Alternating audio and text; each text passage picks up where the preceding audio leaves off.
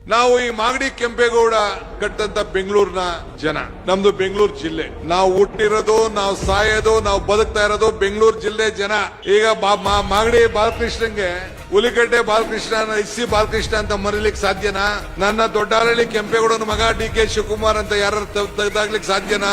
ಹಂಗೆ ನಮಗೆ ಕೊಟ್ಟಂತ ಹಿರಿಯರು, ಕೆಂಪೇಗೌಡ ಕಟ್ಟಂತ ಬೆಂಗಳೂರು, ಆ ಬೆಂಗಳೂರು ಜಿಲ್ಲೆಯ ಪರಂಪರೆನ ನಾವ್ ಯಾಕೆ ಕಳ್ಕೋಬೇಕು? ಅದಕ್ಕೆ ದೊಡ್ಡ ಹೋರಾಟ ಮಾಡದೆ ನಮ್ಮ ಹೆಸರು, ಇತಿಹಾಸ ಉಳಿಬೇಕು ಅಂತ. ಆದ್ರೆ ಜನತಾದಳದ ನಾಯಕರುಗಳು ಹೋಗಿ ಡೆಲ್ಲಿಲಿ ಹೇಳಿ ಇದನ್ನ ಕೊಡಕ್ ಆಗಲ್ಲ ಅಂತೇಳಿ ಬರೆದ್ರು. ನಮಗೆ ವಿದ್ಯಾ ಗೊತ್ತಿಲ್ವೇ?